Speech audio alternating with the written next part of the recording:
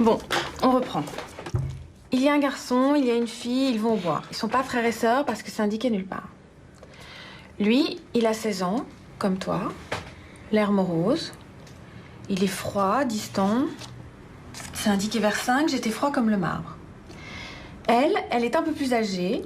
Elle a 20 ans, ses yeux brillent. Elle sourit, soupire. Et lui d'ajouter, je ne savais que lui dire, je ne vis pas qu'elle était belle. Donc, un garçon et une fille vont au bois. Ils sont dans quel état? Ils sont pas dans le même état.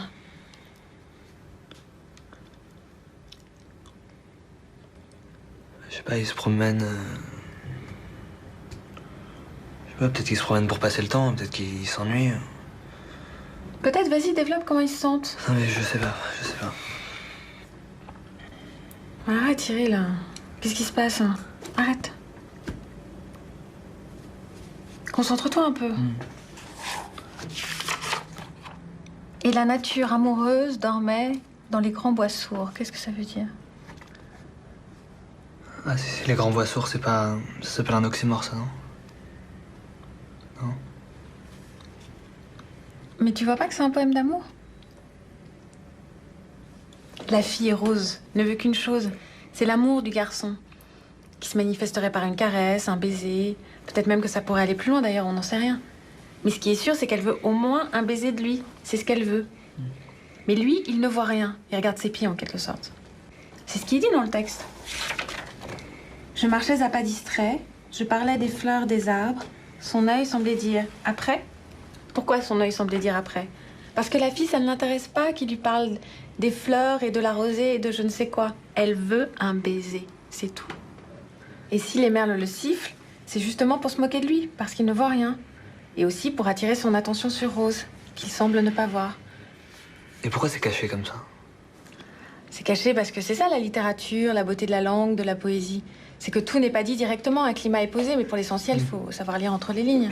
Non mais c'est pas ça que je veux dire, pourquoi elle se cache? La fille, Rose. Comment ça, elle se cache? Je comprends pas. Ouais, enfin pourquoi elle lui dit pas simplement ce qu'elle veut? Ah, d'accord. Elle lui dit pas d'abord parce qu'il y avait à cette époque des codes amoureux qui existent toujours d'ailleurs. C'est plutôt le garçon qui doit se manifester, et non pas la fille. C'est le garçon qui doit aller vers Rose. C'est un code social.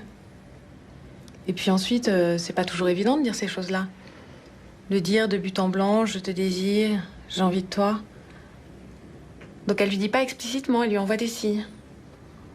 Des signes? Oui, des signes. Par exemple, là. Rose, droite sur ses hanches, leva son beau bras tremblant pour cueillir une mûre aux branches. Je ne vis pas son bras blanc. Là, il faut que tu imagines la situation. Elle se tient droite, fière, peut-être même qu'elle met sa poitrine en avant. Mais surtout, elle passe devant lui, son bras dénudé. Comme ça. Elle l'allume si tu veux. Et puis plus loin. Rose défit sa chaussure et mit d'un air ingénu son petit pied dans l'eau pure. Je ne vis pas son pied nu. Tu vois, il le dit lui-même, il voit pas ses avances. Si elle enlève sa chaussure, c'est pas uniquement parce qu'elle a mal au pied. C'est aussi pour lui montrer son pied. Et puis elle soupire, ses yeux brillent. Enfin bref, elle multiplie les signes. Elle n'attend que ça. En plus, ils sont dans un espace clos, dans un bois, seuls, l'un à côté de l'autre. Elle lui montre son bras dénudé, ses petits pieds. Tout a un sens dans le poème. Tout est tendu vers le désir de Rose. Et pour prendre une mûre aux branches, alors c'est quoi ça? Parce qu'elle est mûre. Mûre pour un baiser. Et une eau courait fraîche et creuse sur les mousses de velours? Ouais, alors ça, c'est une métaphore. L'eau qui court... Enfin, l'eau, c'est associé à la sexualité. Donc, l'eau fraîche qui jaillit sur la mousse de velours, tu vois ce que ça peut être? Ouais, bah oui, ça. Donc, t'as compris maintenant? Ouais. Alors, il est presque 5h30 là, donc on va pas avoir le temps de le finir aujourd'hui. Tu peux me faire le commentaire pour la prochaine fois? Ouais, d'accord. Attends, il y a un truc que je comprends pas quand même. Quoi, quel truc? Là, cette histoire que la fille, elle a jamais rien le droit de faire de direct. Ça veut dire qu'il y a une fille, qu'un garçon lui plaît, qu'elle sait qu'elle lui plaît, et s'il fait rien, elle fait rien parce que c'est une fille, donc il se passera rien. J'ai rien compris. Bah, par exemple, toi. Si un garçon, il te plaît, mais... Enfin voilà, qu'il fait rien par timidité. Enfin, quoi, tu feras rien? Ah bah non, je ferai pas rien, mais je lui ferai comprendre qu'il peut y aller, qu'il n'y a pas de risque. Ouais, donc c'est-à-dire des signes. Mais le problème, c'est que l'amour rend aveugle, donc... Comment on fait pour voir ces signes? Je sais pas, c'est des gestes, des mots. Y a pas de règle, ça s'apprend avec l'expérience. Expérience. Mais... Enfin... Quand on n'a pas d'expérience, comment on fait alors? Justement, il y a une copine qui me disait un truc hier. Les femmes pardonnent parfois à celui qui brusque l'occasion, mais jamais à celui qui la manque. En gros, ce que ça veut dire, c'est que c'est pas grave de se planter. Ce qui est grave, c'est de pas essayer. Ouais. Non, parce qu'il y a une fille là, mais je suis pas sûr. Mais il y a eu des signes. Ouais.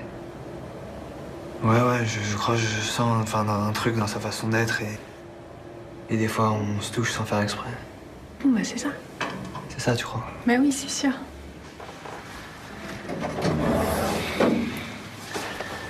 Bon bah... à samedi alors. Ouais, à samedi. Samedi.